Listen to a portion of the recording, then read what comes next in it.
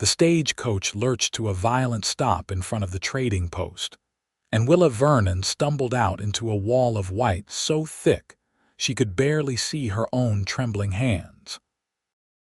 The blizzard had descended upon the Oklahoma territory with a fury that matched the hammering of her heart, and she stood there in her thin traveling coat, carpetbag clutched to her chest, watching the stagecoach driver struggle to unhitch the horses. Snow whipped around her face, stinging her cheeks, freezing the tears that had threatened to fall ever since she left Boston 3 weeks ago. The driver shouted something she could not hear over the howling wind, gestured frantically toward a squat building barely visible through the curtain of white, then disappeared into the storm with his team. Willa took one shaking step forward, then another, her boots sinking into snow that was already ankle-deep and rising fast. She had traveled 2,000 miles to marry a man she had never met, and now she stood alone in Kingfisher, Oklahoma, in the worst blizzard the territory had seen in a decade, according to the panicked words of the stagecoach driver before he fled. Her intended husband, a rancher named Samuel Prout, was supposed to meet her at the trading post at noon. But the storm had delayed them by hours, and the weak winter sun was already sinking toward the horizon. The trading post door flew open, and a figure emerged from the golden light within. Tall, broad-shouldered, moving with purpose through the drifts. Willa tried to call out, but her voice was snatched away by the wind. The figure reached her in seconds, and she found herself looking up into a face that was all hard angles and weathered bronze, with eyes the color of a summer sky gone stormy. "Get inside," the man said, his voice rough but not unkind. He did not wait for her answer, just took her elbow in a firm grip and guided her toward the building. She stumbled, her frozen feet barely responding, and suddenly she was being lifted, carried against a chest as solid as an oak door. She wanted to protest, wanted to maintain some shred of dignity, but the cold had stolen her strength along with her voice. The warmth of the trading post hit her like a physical blow, and she gasped, her lungs burning. The man set her down near a pot-bellied stove in the corner, and she swayed on her feet. Her fingers were so numb she could not feel the carpetbag she still clutched.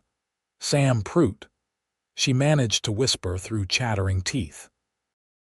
The man was already moving, pulling blankets from somewhere, stirring the fire in the stove until flames leaped up hungrily. "No," he said shortly. He turned back to her, and she saw his face clearly for the first time. He might have been 30, maybe a year or two older, with dark hair that curled slightly where it brushed his collar, a strong jaw shadowed with several days' worth of beard, and those remarkable eyes that studied her with an intensity that made her breath catch for reasons that had nothing to do with the cold. "I am Yates Jameson," he said. He reached for her hands and she flinched instinctively. He paused, his eyes meeting hers, something softening in their depths. "Your fingers are frozen. I need to warm them slowly. It will hurt." She nodded, not trusting her voice, and let him take her hands in his. His palms were warm and calloused, rough from work but surprisingly gentle. He held her hands carefully, not rubbing them as she might have expected, just enclosing them in steady warmth. "Where is Samuel?" she asked, finding her voice at last. It came out smaller than she intended, frightened and young.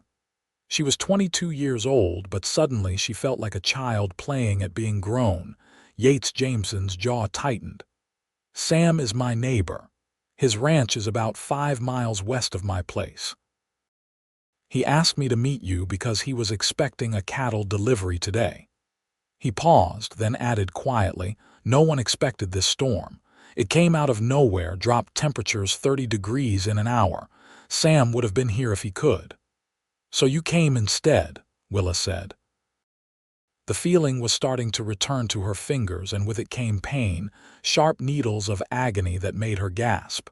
Tears sprang to her eyes. "I know," Yates said, his voice low and steady. "I know it hurts, but it means there is no permanent damage. Just breathe through it." She focused on his face, on the calm certainty she found there, and tried to do as he said. Gradually, the pain ebbed from unbearable to merely awful, and then to a dull throb. Her hands were pink and tender in his larger ones, but she could flex her fingers again. "Thank you," she whispered. He released her hands slowly, as if making sure she could stand on her own, then moved to check the stove. The trading post was a single large room, lined with shelves that held everything from canned goods to harness leather. A man stood behind the counter at the far end, watching them with obvious curiosity. He was older, maybe 60, with a grizzled beard and kind eyes. "That storm is only getting worse," the man called out. "Yates, you cannot get back to your place tonight, and you certainly cannot get to Sam's." Yates straightened, his expression grim. "I know, Henry." Henry, the trading post owner, turned his attention to Willa. "Madam, I am afraid you are stuck here until this blows over. I have a small room in the back where my wife used to stay when we first opened this place. It is not much, but it has a bed and it is warm. You are welcome to it." "That is very kind," Willa said. She tried to smile, but her face felt stiff and strange. "I do not want to impose." "No imposition," Henry said firmly. "I will bunk out here by the stove. Yates, you can have the other corner. We will make do." Willa looked at Yates, suddenly aware of how improper this situation was. She was supposed to meet her intended husband, not spend the night in a trading post with a stranger, no matter how kind he had been. But what choice did she have? The storm outside was a living thing, battering at the walls, howling like a pack of wolves. "I should probably get out of these wet things," she said, her voice barely above a whisper. Henry disappeared into the back and returned with an armload of clothing. "My wife was about your size," he said, his voice suddenly thick with emotion. "She passed 2 years back. I kept meaning to give these away, but somehow I never could. She would want you to have them now, I think." Willa took the clothes with trembling hands. "I am so sorry for your loss," she said softly. "Are you certain?" "Very certain," Henry said. He gestured toward the back room. "Go on now, get warm and dry. I will fix us something to eat." The back room was small, as Henry had promised, but it was clean and mercifully warm. A narrow bed stood against one wall, covered with a faded quilt. A small table held a washbasin and a candle. Willa set her carpetbag down and slowly peeled off her wet traveling clothes. Her fingers still felt clumsy and thick, but they obeyed her at least. The dress Henry had given her was simple calico, faded from many washings but soft and comfortable. It fit reasonably well, if a bit loose in the waist. Willa sat on the edge of the bed and tried to collect her scattered thoughts. She had left Boston with such hope, such determination. Her father had died the previous winter, leaving nothing but debts. Her only option had been to move in with her married sister and her sister's disapproving husband, or to seek a new life on her own terms. The advertisement had seemed like a gift from Providence. "Rancher in Oklahoma Territory seeks educated woman for marriage. Must be hardworking and of good character." She had written to Samuel Prout, and his responses had been brief but encouraging. He needed a wife, someone to help run his household and perhaps teach the ranch hands children to read. She needed security, a home, a purpose. It had seemed like a fair exchange. But now, sitting in a strange room while a blizzard raged outside, Willa felt the full weight of what she had done crash down upon her. She had agreed to marry a man she had never met, to build a life in a place she did not know. She had gambled everything on the hope that Samuel Prout was a good man, that his brief letters had told the truth about his character.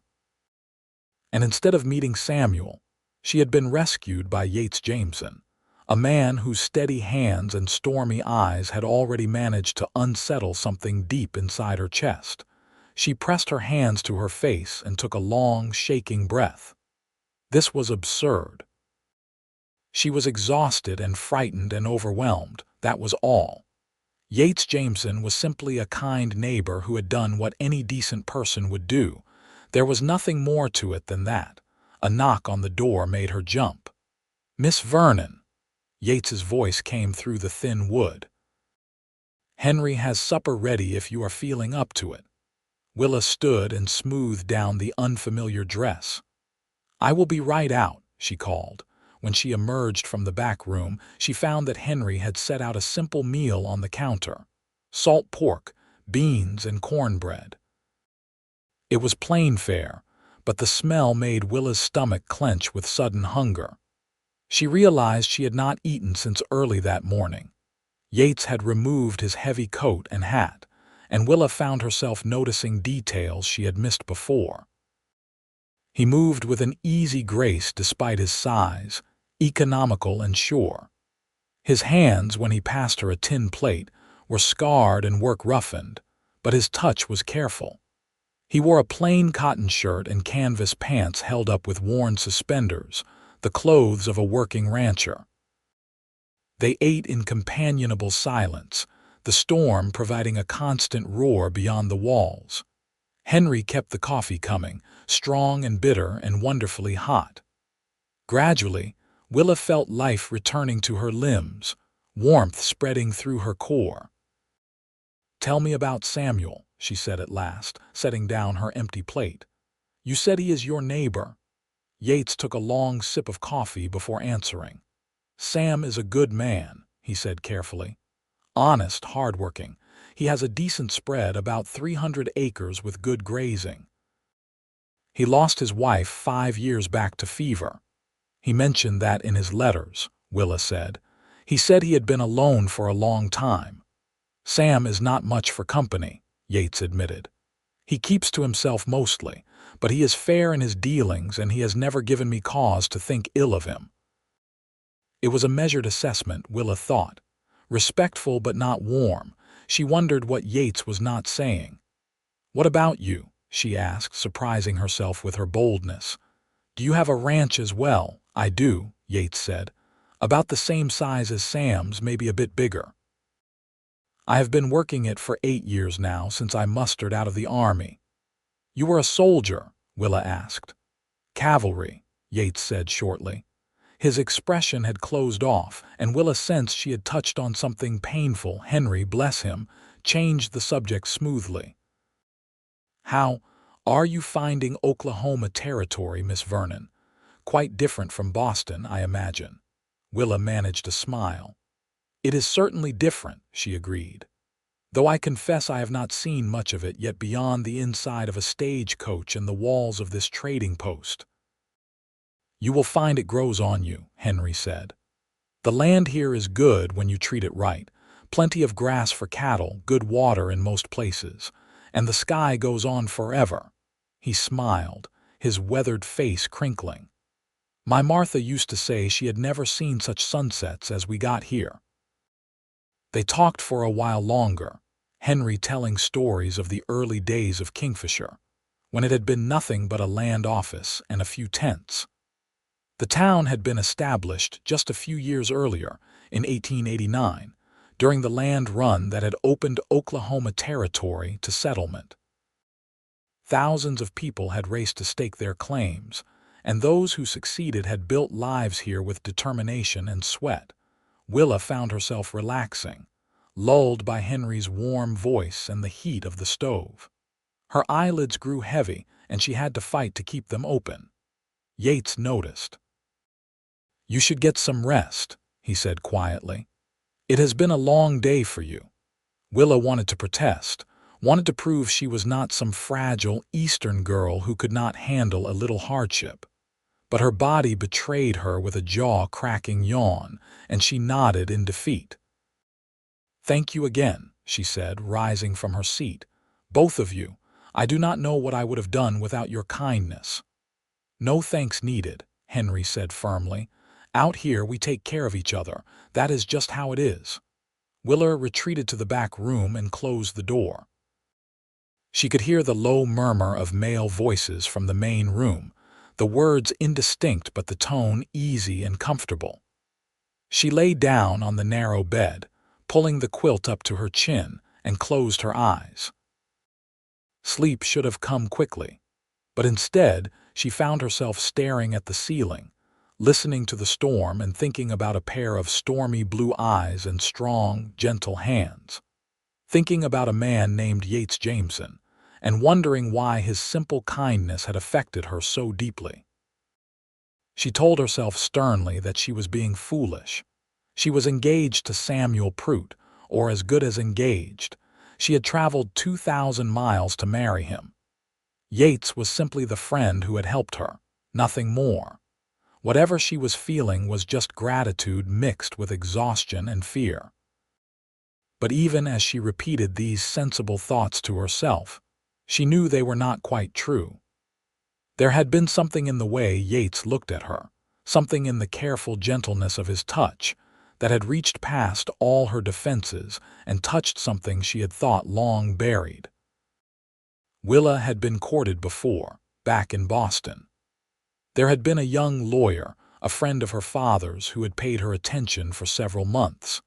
He had been handsome and charming and completely proper, and she had felt nothing when he kissed her hand except a vague sense of disappointment. When her father died and her circumstances changed, the lawyer had stopped calling, and she had felt only relief. She had convinced herself that she was simply not the romantic type, that she was too practical and level-headed for such nonsense. Love was for novels and fairy tales. Real life was about compatibility and mutual respect, and building something together. But now, lying in the dark while the blizzard raged outside, Willa found herself questioning everything she thought she knew about herself. Because when Yates Jameson had held her frozen hands in his and told her to breathe through the pain, something had shifted inside her chest. Something had woken up, warm and frightening and undeniable. She turned her face into the pillow and willed herself to sleep. Tomorrow the storm would pass. Tomorrow she would meet Samuel Prout and begin the life she had planned. Tomorrow everything would make sense again. But tonight, her dreams were full of stormy blue eyes and a voice that told her she was safe. Morning came late, the light outside the small window dim and gray. Willa woke to the smell of coffee and bacon, and for a moment she could not remember where she was. Then it all came rushing back. The storm, the trading post, Yates Jameson carrying her through the snow. She sat up quickly, her heart pounding, and was relieved to find that her head was clear, and her body felt strong. The deep exhaustion of the previous night had faded, leaving her rested if still somewhat anxious about what the day would bring. She dressed quickly in the borrowed calico dress and ventured out into the main room. The storm still raged outside, snow piled high against the windows, but inside all was warm and bright. Henry stood at the stove, tending a skillet of bacon and eggs. Yates sat at the counter with a cup of coffee, and he looked up when she entered. "Good morning," he said. His voice was rough with sleep, and Willa felt a completely inappropriate flutter in her stomach at the sound. "How did you rest?" "Very well, thank you," she said, taking the seat Henry indicated. "Is the storm still as bad as it was last night?" "Worse, if anything," Henry said, setting a plate in front of her. "I have been running this trading post for 15 years, and I have never seen a blizzard like this one. We might be stuck here another day or two. 2 more days trapped here with Yates Jameson." The thought made Willa's pulse quicken in a way that had nothing to do with fear. She took a bite of eggs to cover her confusion and found them surprisingly good, seasoned with some herb she could not identify. "Sam must be worried sick about you," Yates said, his eyes on his coffee. "He was really looking forward to meeting you." There was something odd in his tone, something Willa could not quite place. She studied him over the rim of her own coffee cup. "Did you try to talk him out of sending for a mail-order bride?" she asked directly. Yates's eyes snapped to hers, and she saw surprise there, and something that might have been respect. "Why would you think that?" "Because you seem to be choosing your words very carefully when you talk about him," Willa said. "And because I am not a fool, I know this is an unusual arrangement." Henry let out a bark of laughter. "She has you there, Yates." Yates set down his cup and met her gaze squarely. "I did not try to talk him out of it," he said slowly. "But I will admit I had concerns. Sam can be a hard man to know. He does not let people in easily. I worried that you might find him difficult to understand. And yet you did not warn me in a letter," Willa pointed out. "You could have written to me yourself if you were truly concerned for my well-being." "That would not have been my place," Yates said. His jaw was tight, his eyes troubled. "Sam is my friend, or as close to a friend as he allows anyone to be.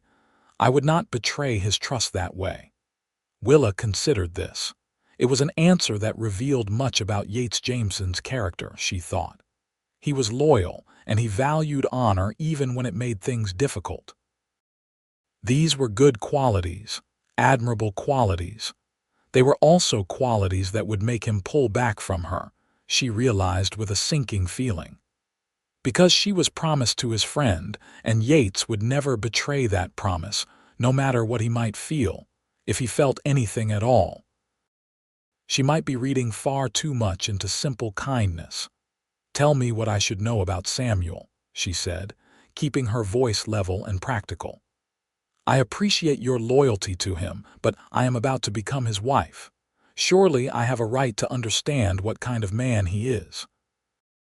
Yates was quiet for a long moment, clearly wrestling with himself. Finally, he said, "Sam is a good man, like I told you, but he is not an easy man. He lost his wife when she was pregnant with their first child. He lost both of them, actually, in a difficult birth. It broke something in him, I think. He has been alone ever since, and he has built walls around himself that are hard to breach."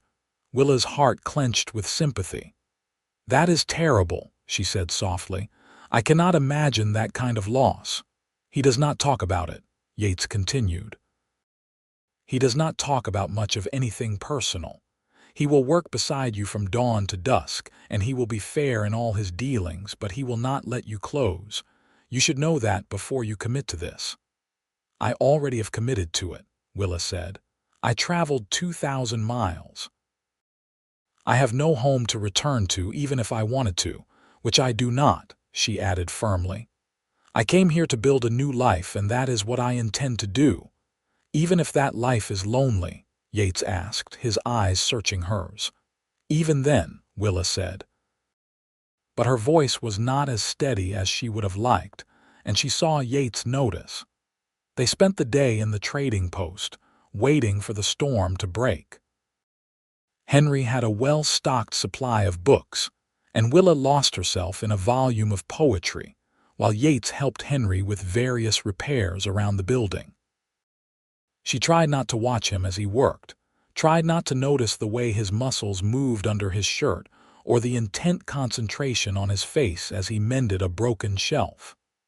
But her eyes kept drifting back to him, despite her best efforts. In the afternoon, Henry taught her a card game called euchre, and she found herself laughing for the first time since she left Boston. Yates joined them after a while, and his dry humor and quick wit surprised her. She had thought him a man of few words, but when he relaxed, he was actually quite talkative, telling stories of his ranch and the various misadventures he had experienced over the years. "The worst was the time I tried to move a bull from one pasture to another," he said, his eyes dancing with amusement. "This creature was stubborn as the day is long. He took one look at me and decided he was not going anywhere. I spent 3 hours trying to convince him, and he spent 3 hours standing in one spot, chewing his cud and staring at me like I was the biggest fool in Oklahoma territory. "What did you do?" Willa asked, leaning forward despite herself. "I gave up," Yates admitted with a grin that transformed his whole face, making him look younger and almost boyish. "I left him where he was and moved the cows to his pasture instead. Sometimes you just have to admit defeat." Henry roared with laughter. "That sounds about right for you, Yates. Too stubborn to quit, but practical enough to know when to change tactics." They played cards until dinner, and then Henry produced a bottle of whiskey, and they sat by the fire talking as the storm continued its assault on the building. Willa found herself telling them about Boston, about her father and her childhood, about the small bookshop where she had worked before her father's death. "I loved that shop," she said, staring into the fire. "It smelled of paper and leather and possibility. I could spend hours there, just reading and dreaming. The owner used to say I was his best employee because I could recommend exactly the right book for each customer." "What was your favorite book?" Yates asked. He was sitting close enough that she could feel the warmth radiating from him, close enough that when she turned her head, she could see the firelight reflected in his eyes. "Jane Eyre," Willa said without hesitation. "I must have read it a dozen times. I loved Jane's spirit, her determination to live on her own terms even when the world tried to force her into a narrow box." "Sounds like someone else I know," Yates said softly, and Willa's breath caught at the intensity in his gaze. The moment stretched between them, charged with something that made Willa's skin feel too tight and her heart beat too fast. Then Henry cleared his throat and the spell was broken. "I think I will turn in," Henry announced, standing and stretching. "You two should do the same. Tomorrow might be the day this storm finally blows itself out." Willa rose reluctantly, suddenly exhausted again. "Good night, Henry." "Good night, Yates." "Good night, Willa," Yates said, and the sound of her name on his lips sent a shiver down her spine that had nothing to do with the cold. The second night was harder than the first. Willa lay in the narrow bed, listening to the muffled sounds from the main room and fought against the longing that rose in her chest. She was being ridiculous, she told herself sternly. She barely knew Yates Jameson. What she was feeling was just the natural result of proximity and gratitude, and the strange intimacy of being thrown together in a crisis. But her heart did not seem to care about logic. Her heart had made its own decision, and no amount of stern reasoning could change it. She must have finally drifted off, because the next thing she knew, gray morning light was seeping through the window again. She lay still for a moment, listening, and realized with a start that the howling of the wind had stopped. The storm had finally passed. She dressed quickly and hurried into the main room. Yates was already up, standing by the window and looking out at a transformed landscape. Snow lay in massive drifts, sculpted by the wind into fantastic shapes. The sky above was a pale, clear blue, and the sun was just beginning to rise, painting the white world in shades of pink and gold.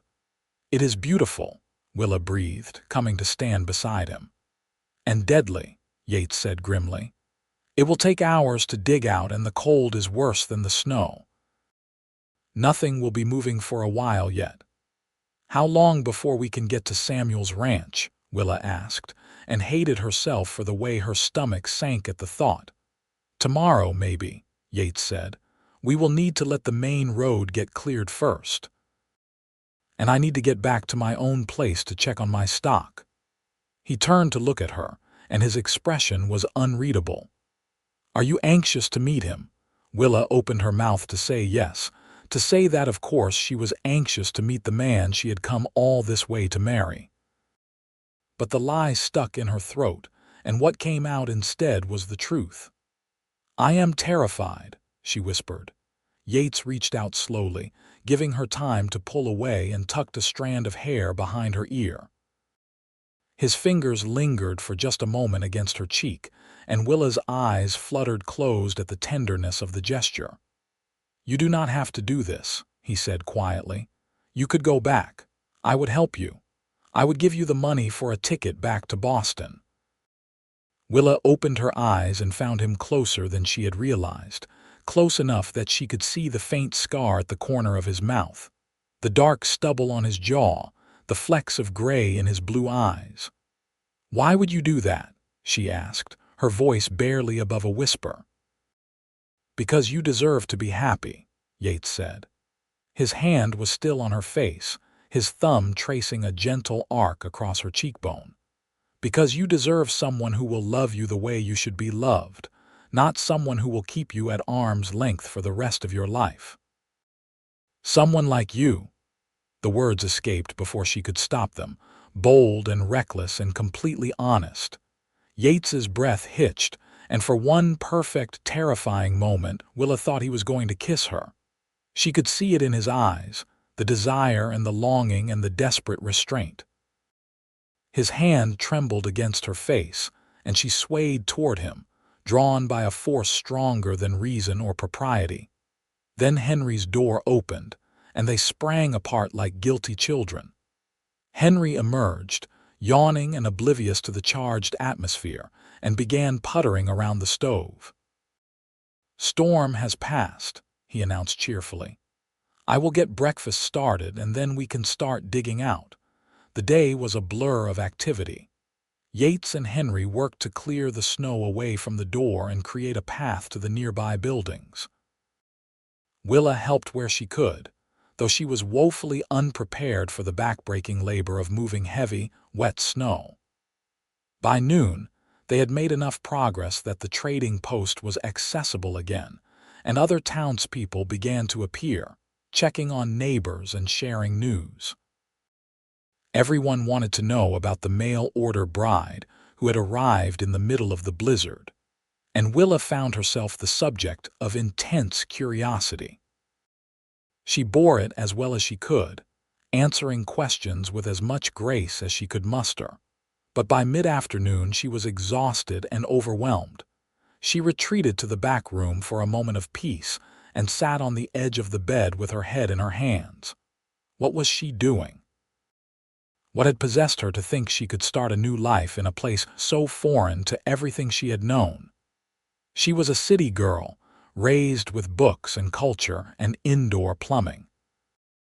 What did she know about ranching or frontier life or surviving in a place where a storm could kill you if you were caught unprepared? A soft knock on the door interrupted her spiral of doubt. "Willa, may I come in?" It was Yates. Willa quickly wiped her eyes and called out, "Yes." He entered quietly, closing the door behind him. He stood there for a moment, just looking at her, and Willa saw her own confusion and longing reflected in his face. "I will be able to get you to Sam's place tomorrow," he said. "The main road should be clear enough by morning." "That is good," Willa said, but the words felt like ash in her mouth. Yates crossed the small room in 2 strides and knelt in front of her, taking her hands in his. "Come with me instead," he said urgently. "Come to my ranch. Let me show you what life could be like here, really be like. Give yourself a chance to make a real choice, not one forced by circumstance." "I cannot do that," Willa said, even as her heart leaped at the possibility. "It would not be proper, and what about Samuel? He is expecting me." "Sam will understand," Yates said. "Or if he does not, that is his problem, not ours. Willa, I know this is crazy. I know we just met. But I have never felt like this before, never wanted anything the way I want to know you to give you a life that makes you happy. Tell me you do not feel it too." Willa looked into his eyes and saw her own truth reflected there. "I do feel it," she whispered. "I have been trying not to, but I do. But Yates, I made a commitment. Samuel is expecting me. How can I just abandon that?" "By choosing yourself for once," Yates said fiercely. "By being brave enough to reach for what you really want instead of settling for what you think you should do." He was right. Deep in her bones, Willa knew he was right. but the weight of propriety and obligation pressed down on her, making it hard to breathe. She had been raised to keep her word, to honor her commitments, to think of others before herself. "I need to meet him at least," she said finally. "I need to look Samuel Prout in the eye and tell him honestly what has happened. I owe him that much." Yates's jaw tightened, but he nodded. "You are right," he said. "That is the honorable thing to do." He stood, still holding her hands, and pulled her gently to her feet. "But Willa, whatever you decide, know this. I am falling in love with you. Maybe I have already fallen. And if you choose me, I will spend the rest of my life making sure you never regret it."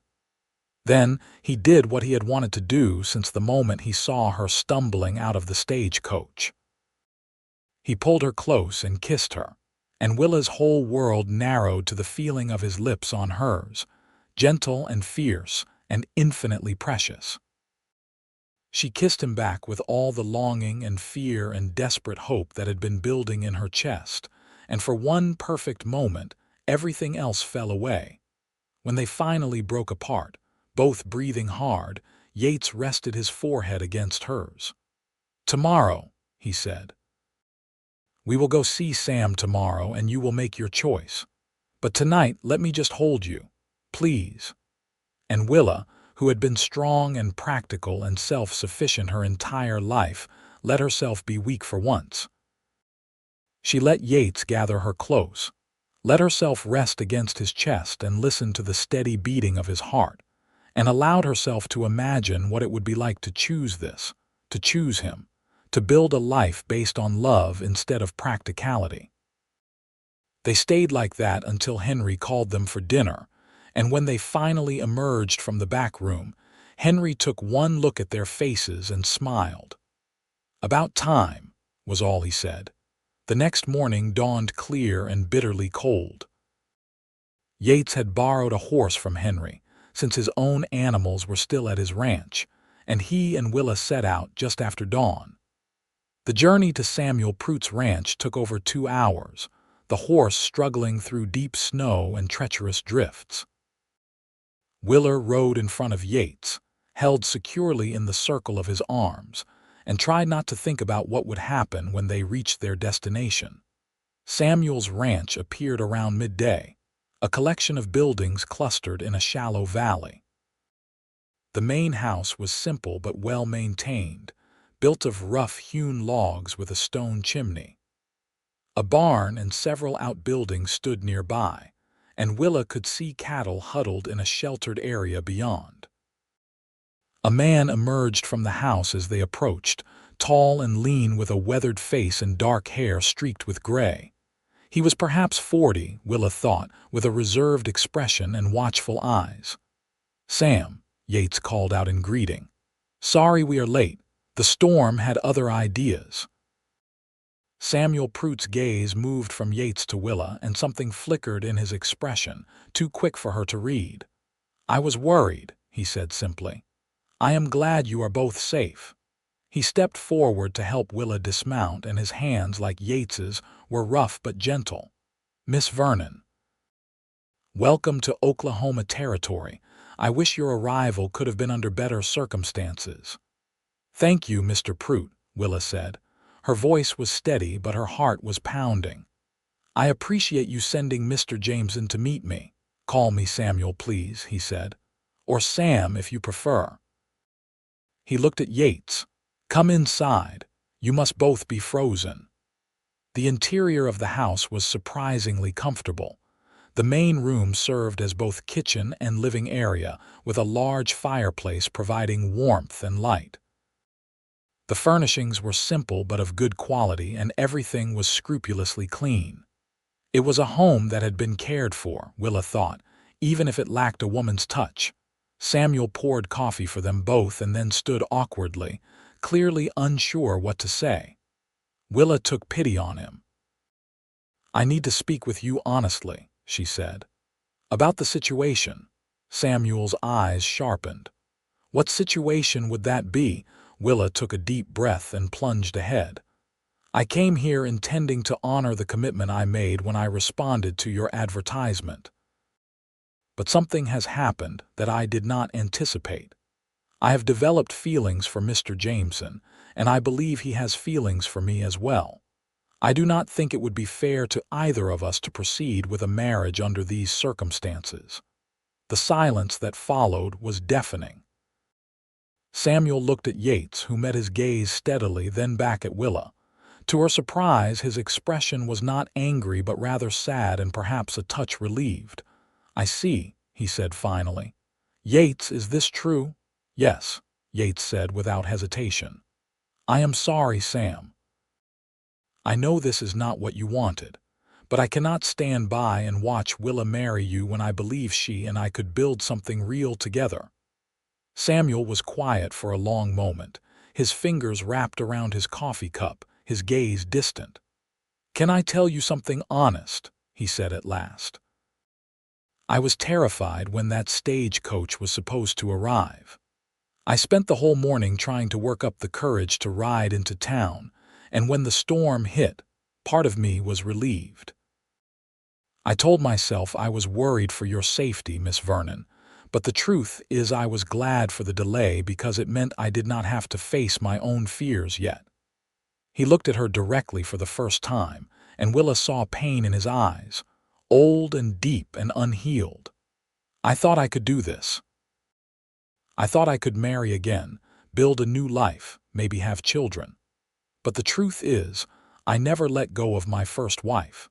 She has been gone for 5 years, and I still cannot imagine anyone else in her place. It is not fair to you, and it was foolish of me to think I could move past that grief just because I decided it was time." "I am so sorry," Willa said softly. "Yates told me what happened. No one should have to endure that kind of loss." "Life on the frontier is hard," Samuel said with a bitter smile. "It takes from you without mercy. I should have known better than to think I could have happiness again. That seems to be reserved for people braver than me." "You are plenty brave," Yates said firmly.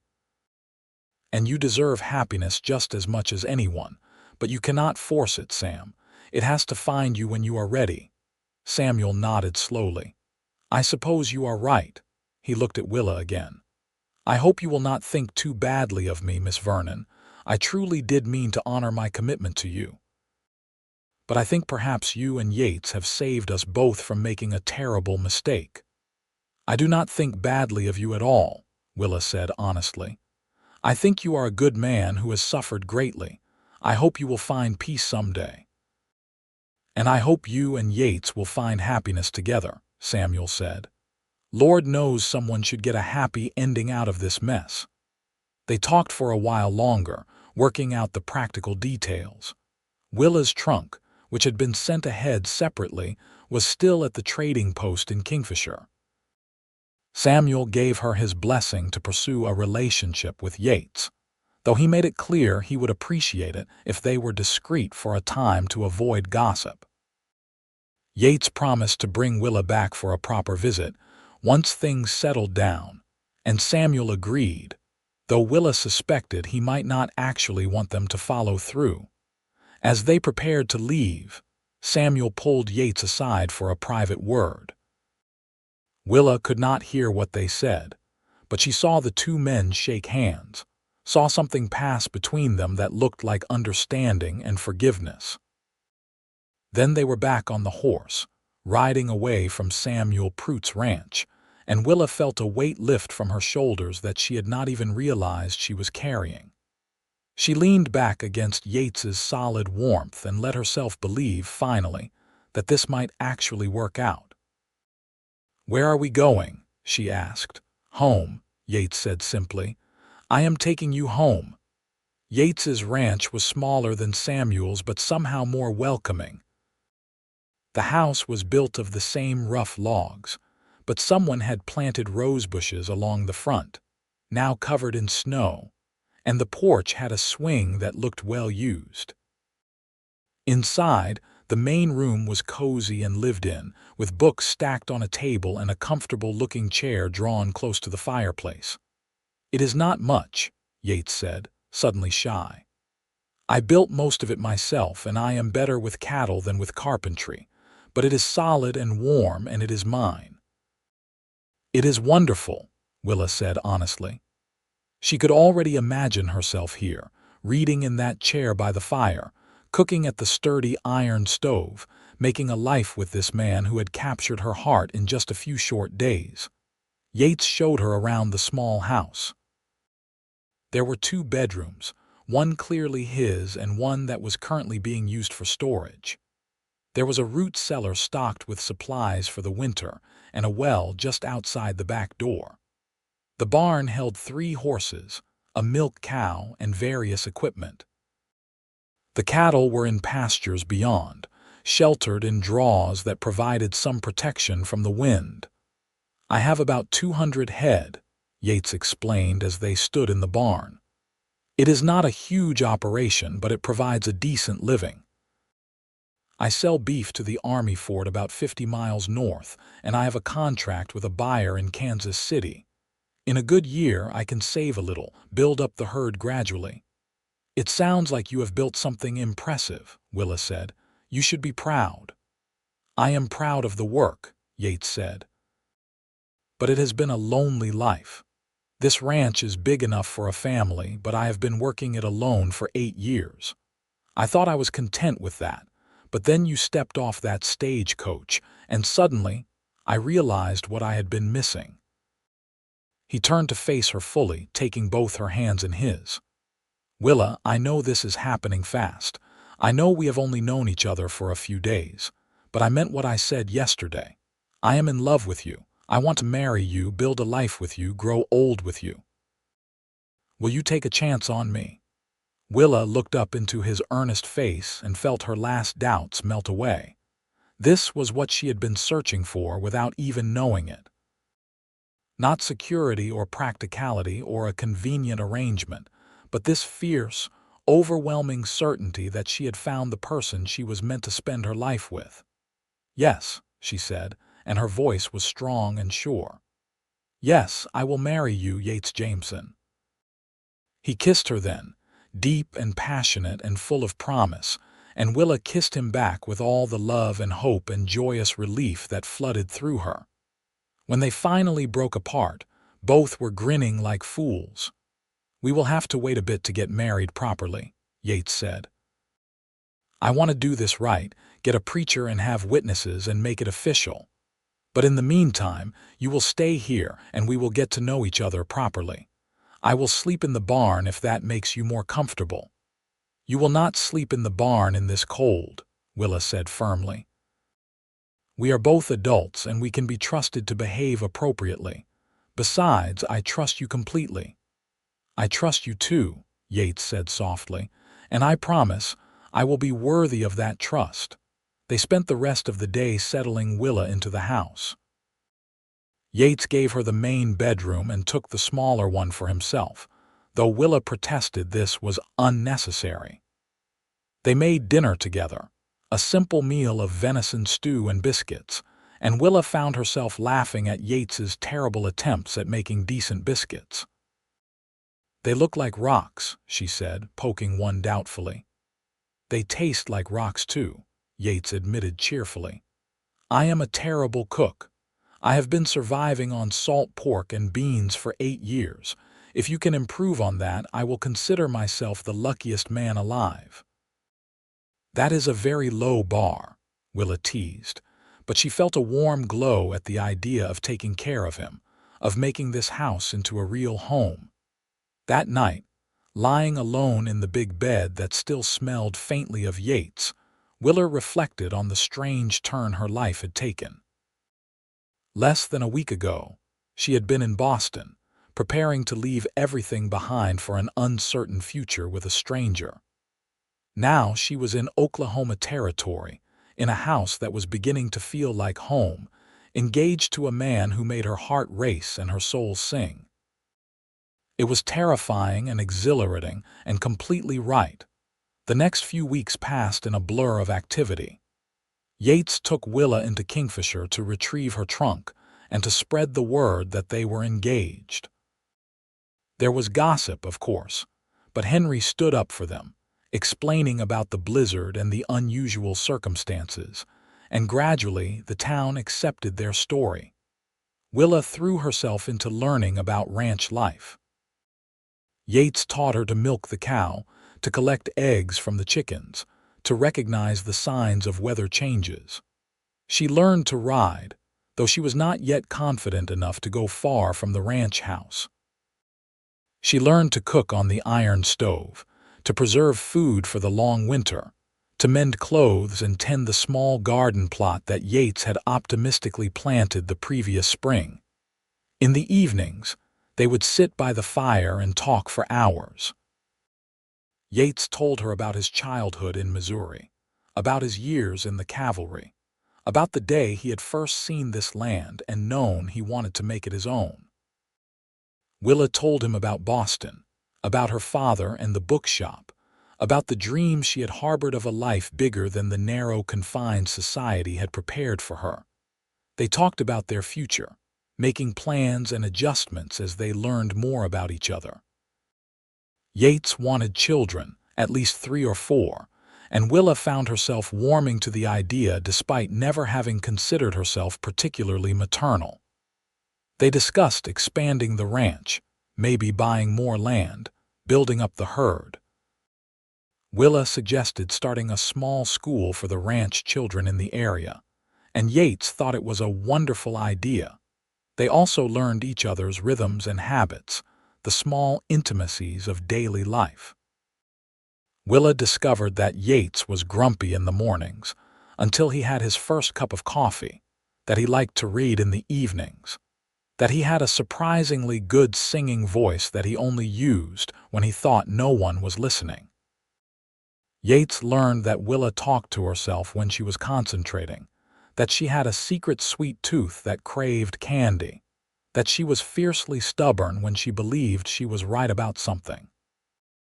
They had their first argument 3 weeks after Willa arrived, when she wanted to ride out to check on the cattle and Yates refused to let her go alone.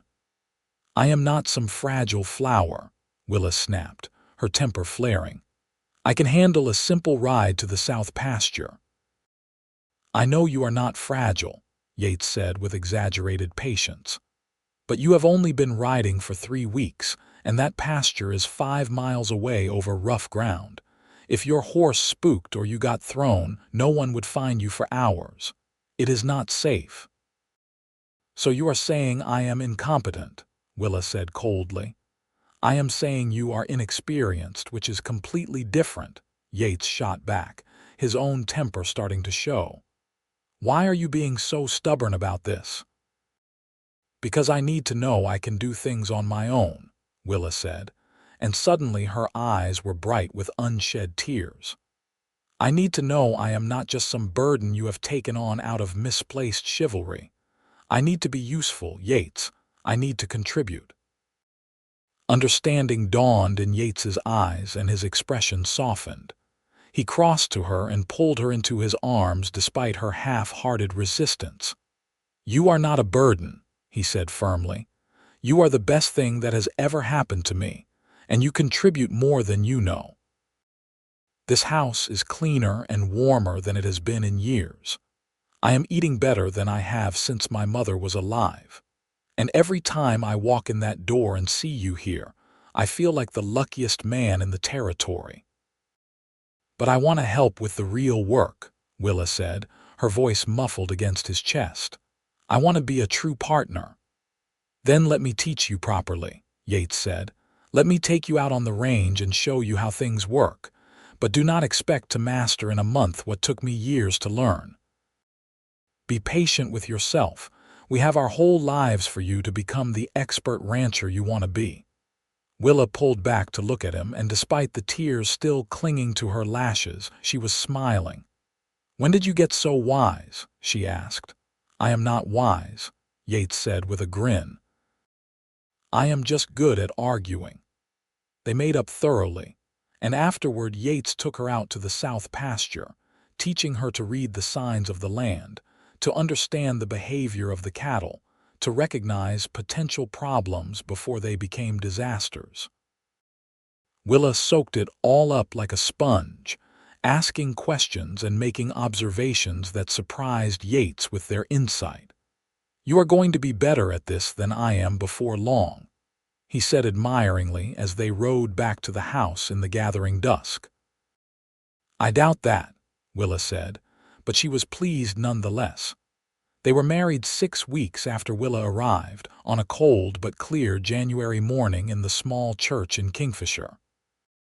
Henry gave Willa away, and Samuel Prout stood up as Yates's best man, having made his peace with the situation, and apparently decided to salvage what he could of the friendship.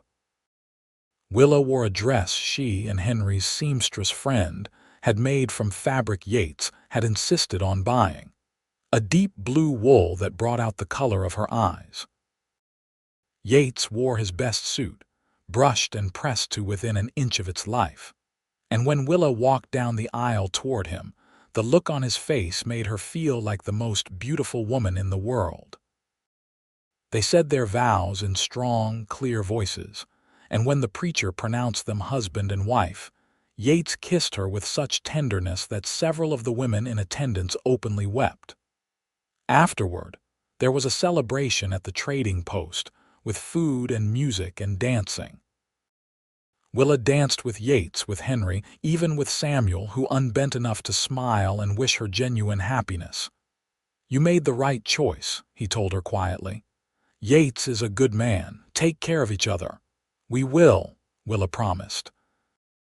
"And Samuel, I hope you will find your own happiness someday. You deserve it." "Maybe someday," Samuel said, but he did not sound convinced. Yates and Willa left the celebration early, riding back to the ranch under a sky full of stars. The house was warm when they entered, the fire Yates had banked before they left still glowing in the hearth. They stood in the main room for a moment, suddenly shy with each other despite all the weeks they had spent living together. "I love you," Yates said, breaking the silence.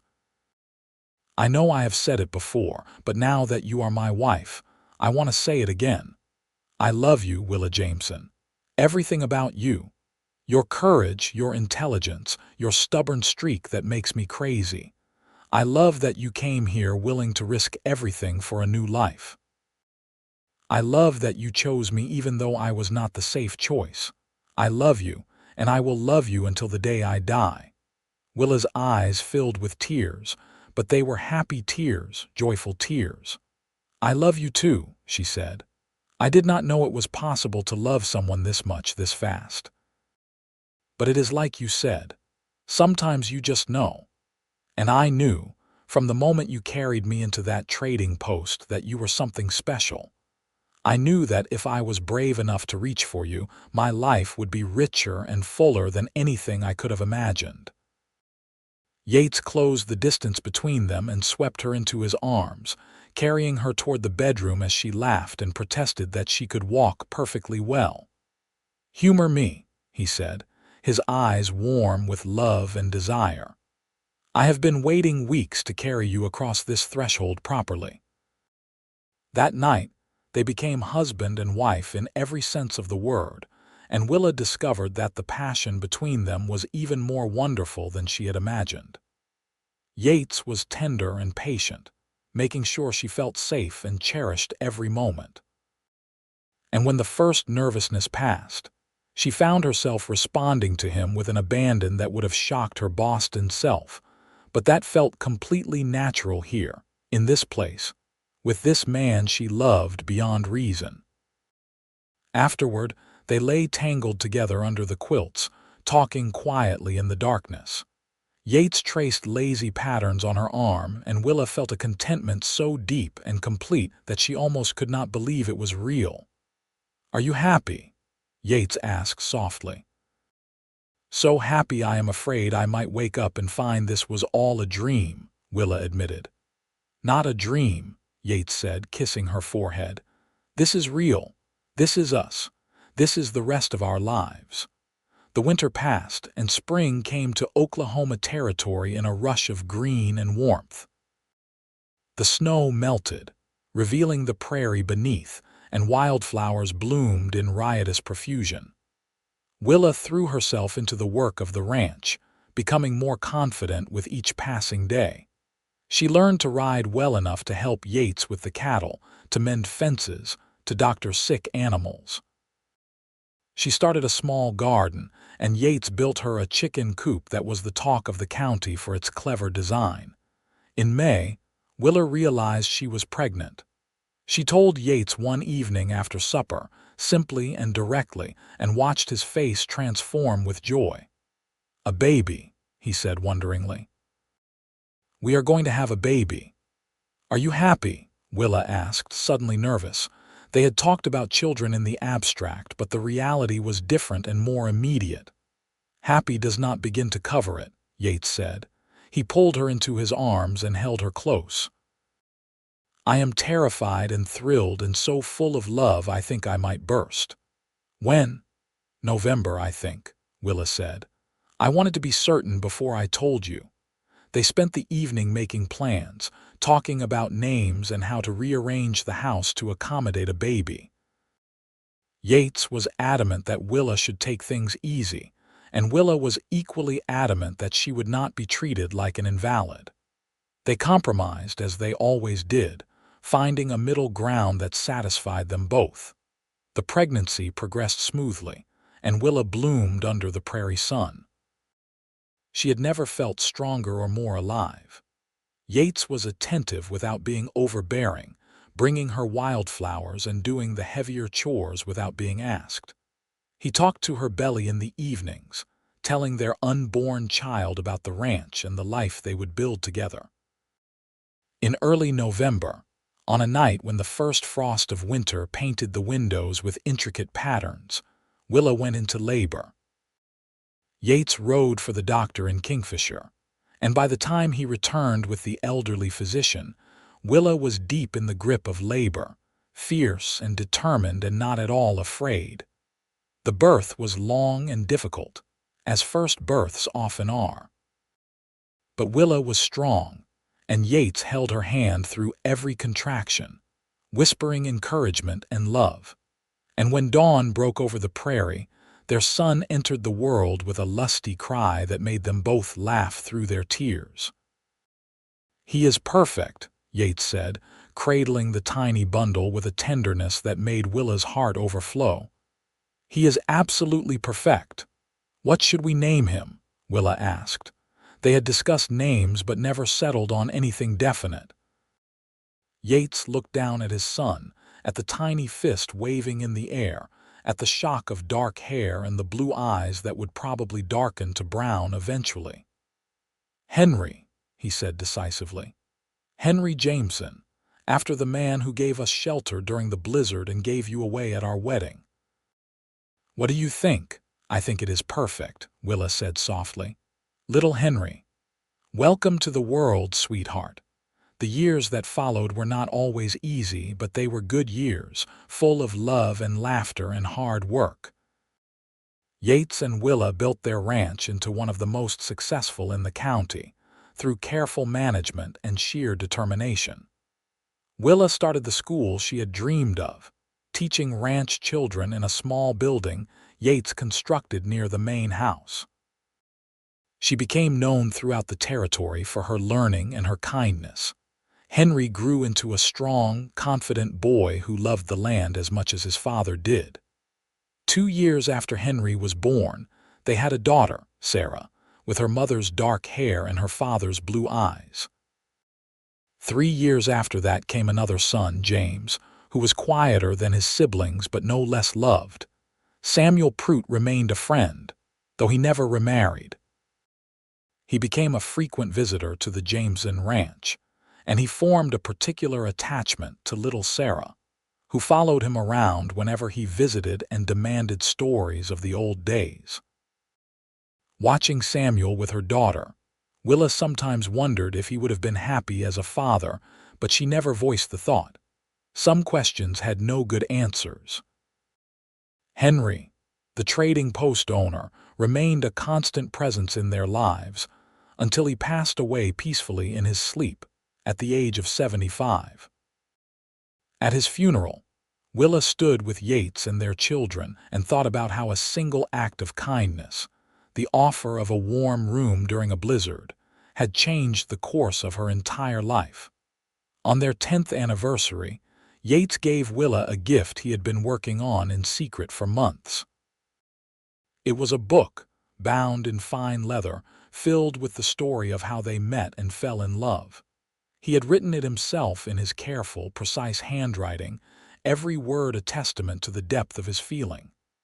"So we never forget," he said simply, handing it to her.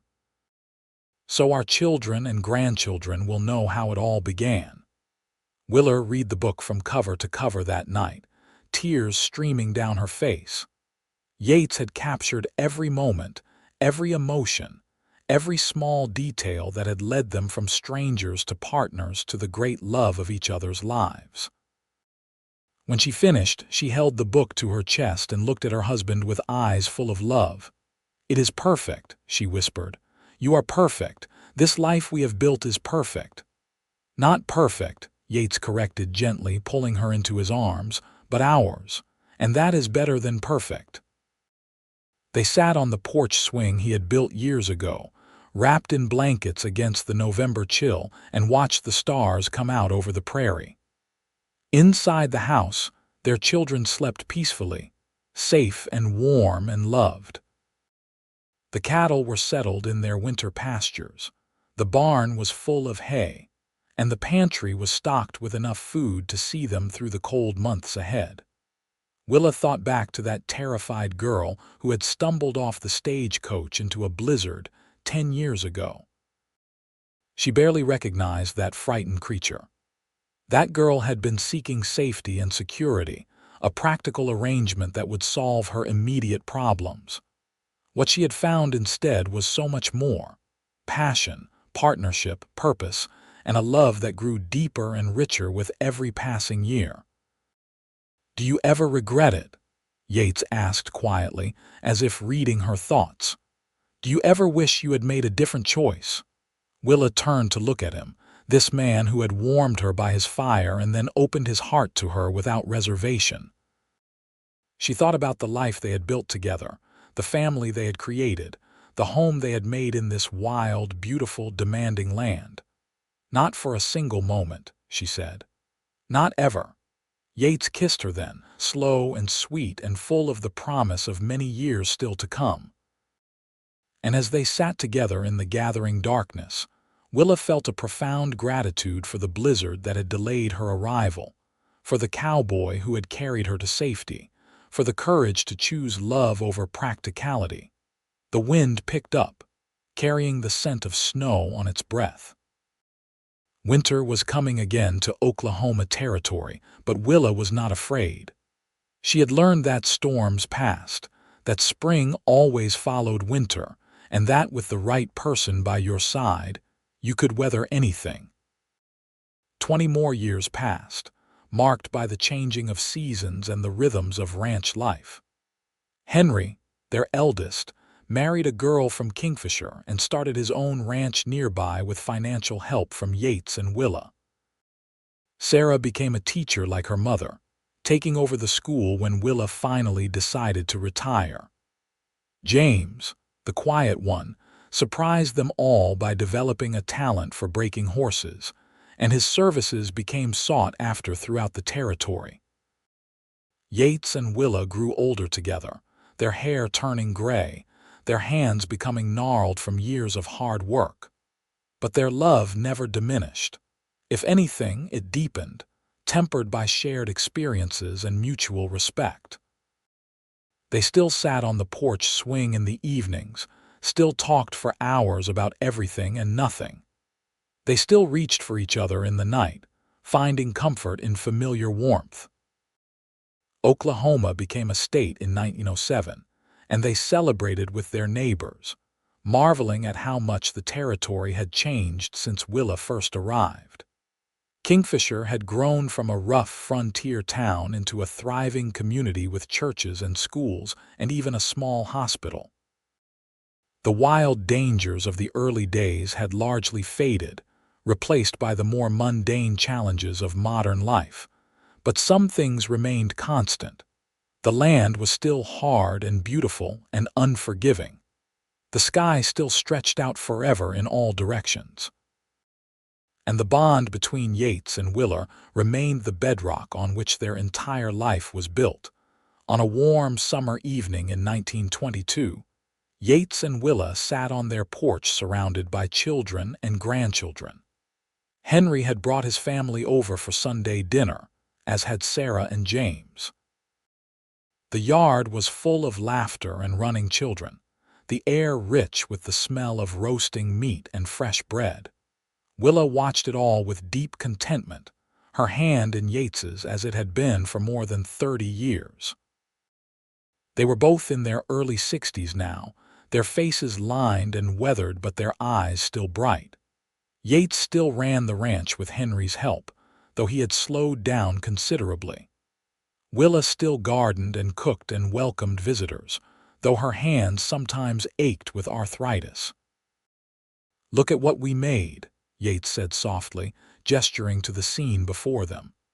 3 children, 8 grandchildren so far, a ranch that will support our family for generations.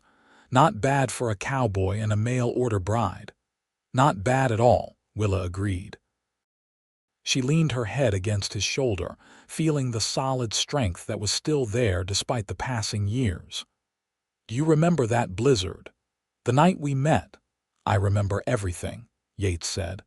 "I remember how you looked stumbling off that stagecoach, so scared and determined. I remember carrying you into Henry's trading post. I remember the moment I realized I was falling in love with you, and knowing I had to do something about it, even though it was crazy and improper and completely reckless." "Best decision you ever made," Willa said with a smile. "Best decision we both made," Yates corrected. "You chose me too, remember? You could have gone through with marrying Sam. You could have done the proper, sensible thing, but you took a chance on a cowboy you barely knew." "I knew enough," Willa said. "I knew you were kind when you warmed my frozen hands. I knew you were honorable when you insisted on taking me to meet Samuel before making any promises. I knew you were brave when you told me you were falling in love with me, even though it complicated everything. That was enough." One of their grandsons, a boy of about 5, came running up to the porch. "Grandpa Yates, will you tell us the story about how you met Grandma, please?" The other children took up the plea, gathering around the porch steps with eager faces. Yates looked at Willa, who nodded with a smile. This was their favorite story, the one they never tired of telling. "Well," Yates began, his voice taking on the storytelling cadence he had perfected over years of telling this particular tale. "It was the worst blizzard Oklahoma Territory had seen in a decade. Snow was coming down so thick you could not see your hand in front of your face. And into this storm came a stagecoach carrying a very brave woman who had traveled all the way from Boston to start a new life." The children leaned forward, captivated as always, even though many of them had heard this story dozens of times. Willa watched Yates's face as he spoke, seeing the love and wonder that still filled his eyes when he talked about meeting her. After all these years, after everything they had been through together, he still looked at her like she was the most precious thing in his world, and she looked at him the same way. Because he had been the one to warm her by his fire when she was frozen and lost. And in doing so, he had warmed something much deeper than her chilled body. He had warmed her heart, her soul, her very being. He had shown her what love could be when it was freely given and gratefully received. That night, after all the family had gone home and the house was quiet again, Yates and Willa prepared for bed with the comfortable ease of long habit. Willa brushed out her long gray hair while Yates banked the fire for the night. They moved around each other in the small bedroom, a dance perfected over 3 decades. When they finally settled into bed, Yates pulled Willa close, her back against his chest, his arm around her waist. This was how they always slept, wrapped around each other even in the summer heat, unable to bear even the small distance of separate sides of the bed. "I love you, Willa Jameson," Yates murmured into her hair. "I have loved you for 33 years, and I will love you for whatever time we have left, and then beyond that if such things are possible." "I love you too," Willa whispered back. "Thank you for warming me by your fire all those years ago. Thank you for warming my heart every day since." They fell asleep like that, held safe in each other's arms, two souls who had found each other against all odds and built a life of profound love and meaning. Outside, the Oklahoma wind whispered through the prairie grass, singing its eternal song. The stars wheeled overhead in their ancient patterns, and in a small ranch house in what had once been wild territory, two people who had gambled everything on love slept peacefully, knowing they had won the greatest prize of all. Years continued to pass with the gentle inevitability of seasons. Yates and Willa grew older still, their steps slower but their spirits undimmed. They watched their grandchildren grow and begin having children of their own. The ranch prospered under Henry's management, and the school Sarah ran became renowned throughout the state. James's horse-breaking skills brought visitors from as far away as Texas. Yates died first, peacefully in his sleep at the age of 78, with Willa beside him. She held his hand as he slipped away, whispering her love and thanking him for a lifetime of happiness. At his funeral, the church in Kingfisher was so full that people had to stand outside. Everyone who spoke remembered him as a man of integrity and kindness, a devoted husband and father, a friend who could be counted on in times of trouble. But to Willa, he was simply the love of her life, the man who had saved her from a blizzard and then spent every day afterward making sure she never felt that kind of cold again. She lived 5 more years without him, surrounded by her children and grandchildren and great-grandchildren. She spent her days tending her garden, reading in the chair by the fire, and telling stories of the old days to anyone who would listen. She spoke often of Yates, keeping his memory alive with every tale. On a crisp autumn morning, with the prairie grass golden under a brilliant blue sky, Willa passed away quietly in the house Yates had built for her so many years ago. She was 83 years old, and she died as she had lived for the past 48 years. In the home she loved, in the land that had tested her and made her strong, surrounded by the legacy of the love she and Yates had shared. They buried her next to Yates in the cemetery in Kingfisher, under a spreading oak tree. The headstones were simple, but carried a profound message. Yates Jameson, 1857–1935, beloved husband, father, grandfather, he warmed her heart. Willa Vernon Jameson, 1859–1942, beloved wife, mother, grandmother, she chose love. The story of the mail-order bride who arrived during a blizzard and the cowboy who warmed her by his fire became a legend in Oklahoma, passed down through generations. Great-grandchildren told it to their children, and those children to theirs. It became a story about courage and love, about taking chances and following your heart even when it seemed impractical or impossible. And through it all, the ranch that Yates and Willa built together continued to thrive, worked by their descendants who carried their blood and their values. The house stood strong against the Oklahoma weather, sheltering new generations of Jamesons who loved the land as fiercely as their ancestors had. The porch swing where Yates and Willa had spent countless evenings was carefully maintained, repaired when necessary, but never replaced. It became a family tradition for newlyweds to sit there on their wedding night, continuing the legacy of love that had started with a blizzard, a cowboy, and a brave woman who dared to choose her own happiness. And on cold winter nights, when the wind howled across the prairie and snow piled in drifts against the house, The current occupants of the ranch would sit by the fire and think about Yates and Willa.